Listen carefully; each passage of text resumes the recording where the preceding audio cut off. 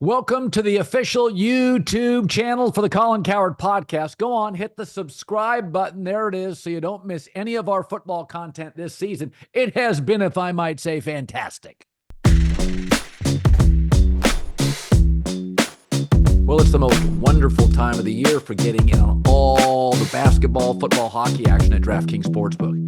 It's the season of giving, so we're being gifted college football and basketball, pro football, basketball, pro hockey to almost 24/7. It's an absolutely great time of the year. So a lot of games every day, so many opportunities to place your first bet. Now, if you're going to bet for the first time, just make it simple. Pick a team to win, any team. Go to DraftKings Sportsbook. They have an app. Download it in 90 seconds. Here's the gift for all new customers. Bet $5, just $5. If your bet wins, you get $150 in bonus bets. Download the DraftKings Sportsbook app. The code is Colin, C-O-L-I-N. New customers, $150 in bonus bets. If you bet $5 and it wins. Happy holidays from DraftKings. The crown is yours. I should get overtime pay for staying up tonight and talking about this awful Seattle 6-3 win over the Chicago Bears. You know, first of all, just a broad comment. Caleb Williams has thrown for over 300 yards 4 times this season. That's more than Patrick Mahomes.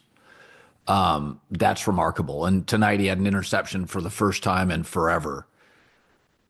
Nobody could have succeeded with this team and this season. I mean, they're using they're basically their third different person is sort of assembling the game plan this year. It's just a circus. It is an absolute circus. He's still the youngest quarterback in the NFC. He's got boundless talent. He made a couple of really nice throws tonight. I mean, Geno Smith is, just a ham and egger. Caleb's got all sorts of talent. But there's just nothing you can do with this franchise. There's nothing I like about it. Like, even bad franchises. Let's take a franchise, like the Jets. They had Robert Saleh for years, an excellent defensive coach. Joe Douglas whiffed on a quarterback in a COVID year, but that roster is a bunch of Joe Douglas draft picks. It's very good. He also went and got Devontae Adams before he got fired, and Devontae and Aaron are connecting.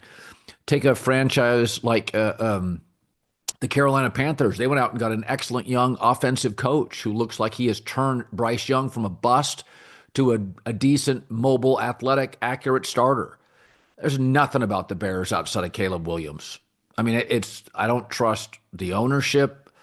Kevin Warren, the president, has a reputation as more politician than football expert. Ryan Poles, listen, keep him fine, move off him fine. I don't think he's done a terrible job. Last year, 4 picks, he took a punter. That's not what I would have done. They could have, made more moves. Eberflus, the staff, it's a mess. I mean, there's just nothing that's redeemable about the franchise outside of Caleb Williams and a couple of players, Montez Sweat, Jalen Johnson, DJ Moore. They've got a couple of players I like, but everybody in the NFL's got a couple of players. It's just nobody could have succeeded here.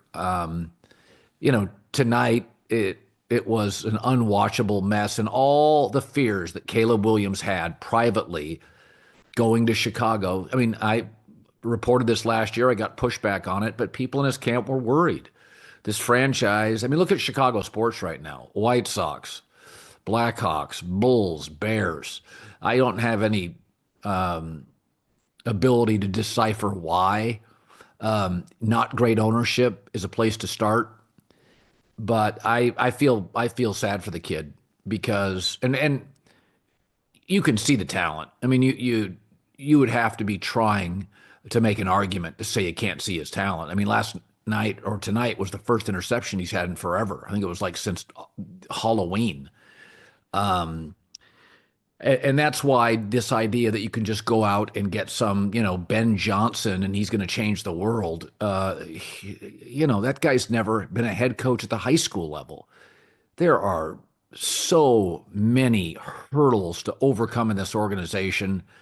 I don't think there's a good job right now in the NFL. I really don't. I don't think any of these jobs are good. And if I was Mike Vrabel, I'd sit it out for a year because I think next year you could possibly have the Cowboys, Bengals, and Joe Burrow would be available. Um, there's a couple of opportunities out there next year. Keep your eye on. If Sean McDermott does not win in Buffalo, I think Sean McDermott, a good coach, could be in trouble. So those are really good opportunities. And there's only been three great coaching opportunities in the last 8 years. Green Bay, Matt LaFleur, I think Mike McCarthy in Dallas, and getting Justin Herbert with the Chargers. Those are really high-end coaching opportunities. I wouldn't want the Chicago job, despite Caleb's talent. I wouldn't want it. That's how bad it is. My other takeaway in this game, it's funny. The number one position in the NFL over the last 20 years that has been the biggest bust rate in the first round is wide receiver. And obviously, wide receivers can make dynamic plays, but the Seahawks have Smith and Jigba first rounder, DK Metcalf second rounder, a good tight end in Noah Fant, excellent running back Charbonnet, who's their second back but very quality. Geno Smith can't play. You're 8-9, 9-8 with Geno Smith. That's just what it is. Roma Dunze, what can you do? They've been better off going out and getting an available offensive tackle. Instead, they went in later rounds and got some prospect, I think, from Yale. And, can he play? We'll see. You look at the Chargers, who are going to make the playoffs. They could have had a wide receiver. They looked at Brian Thomas. They went and got Joe Alt from Notre Dame. They're going to make the playoffs. They have two of the best young tackles, offensive tackles in the NFL. I was just watching it tonight, and I'm looking at all these first-round wide receiver talents, and DJ Moore and Roma Dunze and DK Metcalf, second-rounder, and Smith and Jigba. And what's it matter? If you have a bad organization, or like in Seattle, you have a mediocre quarterback. And I like John Snyder as general manager for the Seahawks. He's mostly done a good job, but I think he made a major mistake last year and the year before not drafting a quarterback. And I said it at the time.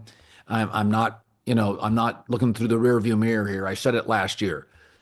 Seattle's roster is really solid. D-line solid, skill positions, good corners, linebackers that are mobile and move.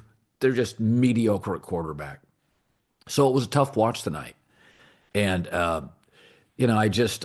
Chicago fans, Al Michaels touched on this. I mean, they are being handed just tire fires in all their sports. And to come out tonight and pack that stadium is, it's a tip of the cap to one of the great American cities and sports cities, because fans in that city are getting ripped off. The quality is awful. It's always been a very political city, and it feels like the same with the Bears. It just feels like a kind of a political hot mess. So, again, I think my first choice would be Vrabel. I don't know if he'd accept it. I have real reservations about all these hotshot offensive coordinators. A year ago, Bobby Slowick, Houston OC, was a genius. Houston can't score this year. C.J. Stroud has regressed badly.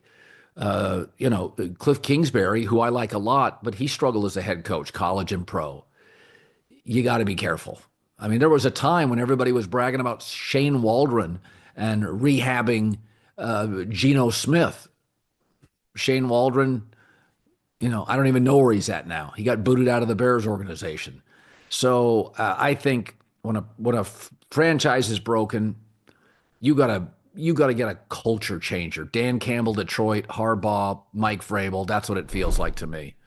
I thought it was interesting this week, before we get to Chad Millman with our Sharp and Square segment. I think one of the things that is a pretty good sign that you're going to solve a problem is when you admit you have a problem. I think anytime a sport or a business gets defensive about an issue, it just signals you're not going to solve the issue. Kevin Durant, LeBron James, Joe Mazzulla, and Adam Silver have all acknowledged in the last 10 days that the NBA aesthetically has a problem. Now, they got very nice ratings. LeBron and Steph just get ratings, period. Doesn't matter if they play together in the Olympics, the finals, or on Christmas. LeBron and Steph get numbers. They still carry the league from a TV rating standpoint. But I think I like the idea that all the top stars, your KD, LeBron, the Celtics coach, and Adam Silver acknowledge, we got 93s a game. It's homogenous. It's monotonous. It's cookie cutter. And, you know, a lot of people are trying to take this issue, and anybody that's critical of the league, well, you know, you're an old head. You're romanticizing the past. I have said 10 times on the air minimum, the Pacers-Knicks free throw shooting contest, Reggie Miller against Spike Lee, is the most overrated finals of my life. It was one of the teams, they were scoring in the 70s. It was awful. I mean, like 7, 8 of the 10 starters couldn't shoot. You know, it was all these romanticized tough guys that really couldn't handle the ball or shoot. It's not that.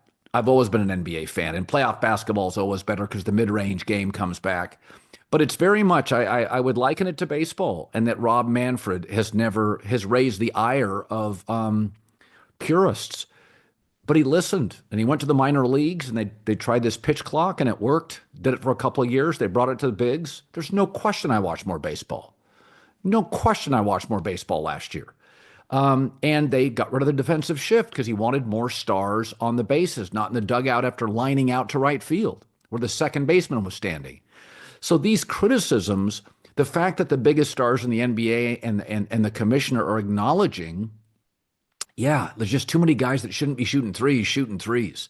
I think that's good for the game. I think these discussions, when you make them actionable, are great for the NBA because, listen, it's some of the world's greatest athletes. Playoff basketball can be a lot of fun. The league sometimes has dipped its toe in politics, and that's turned off a lot of people in the country, and I get it. I'd love to see Jimmy Butler go to a team and add some juice to a team like the Warriors. But I've always loved pro basketball, and I've always loved basketball in general. But I thought this week was a really healthy, not divisive, really healthy discussions about the future of the game. Baseball made changes, completely paid off within a year, and really paid off within 2 years. So people can argue on the internet. It's almost like the NIL and the transfer portal. I'm for both, but you need guidelines.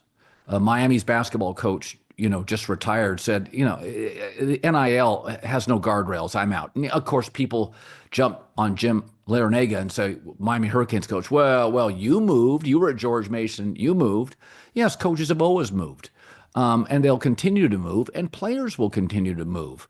But when like 8 guys of your 13 on scholarship bail, and you have a good program, you're spending so much time recruiting your own players, forget other high schoolers and AAU stars, that it makes the game daunting. It's just you need relentless, youthful energy to keep up. I mean, Jay Wright should be coaching now. It just wears you out.